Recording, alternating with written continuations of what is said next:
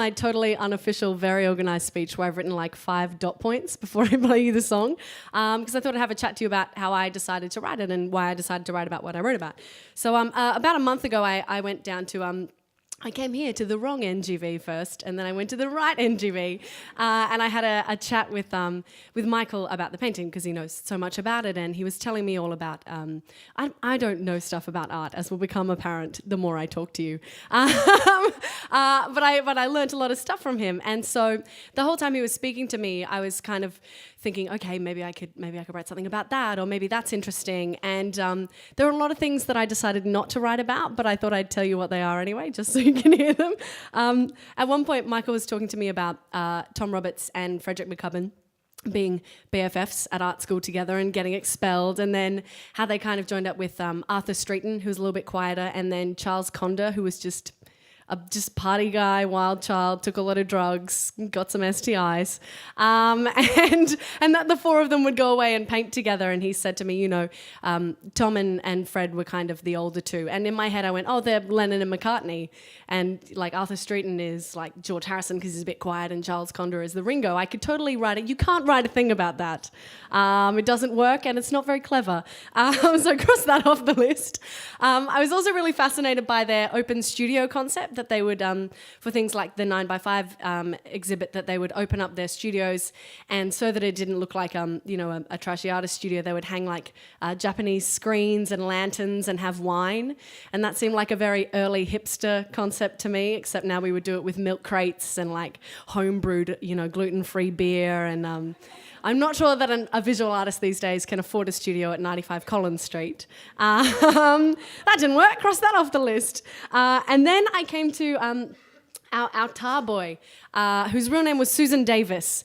And I was just fascinated by this woman, and I found a lot of stories about her and a lot of interesting stuff.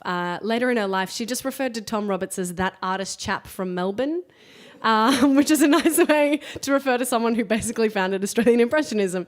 There's a story that says that one day he came back to the shed, and he was going out to do some painting, and she had a younger sister named Sophie, had just grabbed his brushes and just been like painting on the wall, and instead of getting them in big trouble, he would ask them to come into the shed and kick up dust for him to create an atmosphere.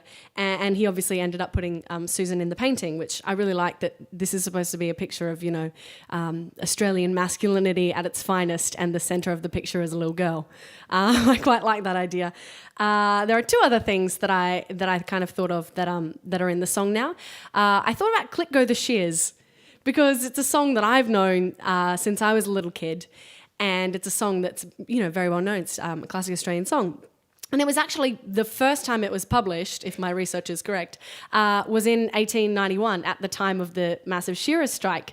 And it became kind of controversial because of the period and because of the strike that was going on, it's funny to me that a song that you learn in grade 3 in choir could have been such a big deal such a long time ago.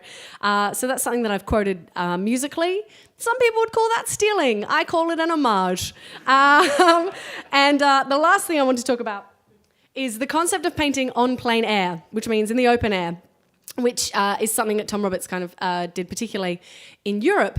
And that's really nice when you're in Europe, but the Australian bush is something else. You only have to go on one family road trip and break down to fully understand that it's not a nice place to be all the time.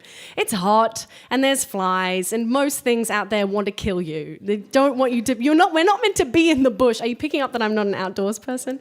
So I thought that was interesting, that not only would he come back and be out painting in the Australian bush, which is pretty rough, but then to go into a shearing shed. I think I would probably last about 4 minutes in a shearing shed. But to be sitting there over a period of 2 years sketching and painting with this massive canvas, it's a feat of endurance, if nothing else. Like, if the painting had been rubbish, we still could have said, like, good on you for spending the time out there. Like, you stuck it out, buddy. Like, good work. Even though they look a bit blobby. That one's a bit... Is that a sheep or... I don't know. So I like that concept. So the song that I ended up writing, I decided to call En Plein Étable, which is the closest wording that I can get in French of in the open sheep shed. I think it actually translates as in a full barn, but this is what I came up with. So this is En Plein Étable. I hope you like it.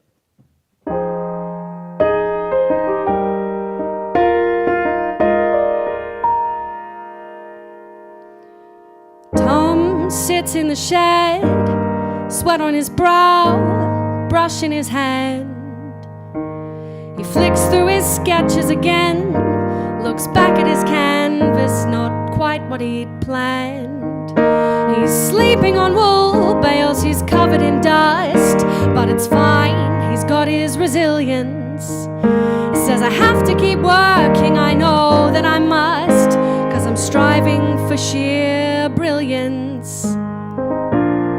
Sheer brilliance.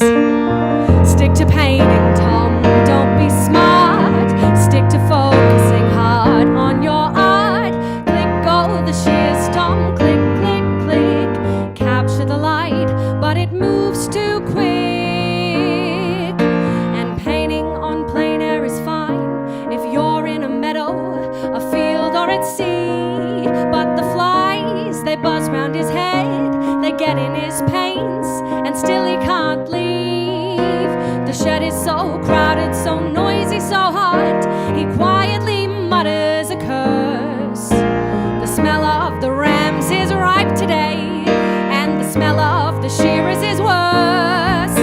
And young Susan Davis keeps asking to play. Come outside, Tom, it's a beautiful day. She begs him to be in the painting as well. But where is there room in the shed for a girl? Her eyes start to water, tears threaten to spill. He says, Sue, do you think you can stand very still? He paints her as the tar boy, cheeky grin, looks out at the world while the world looks in.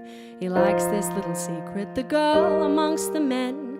He packs his paints and canvas, heads back to Melbourne.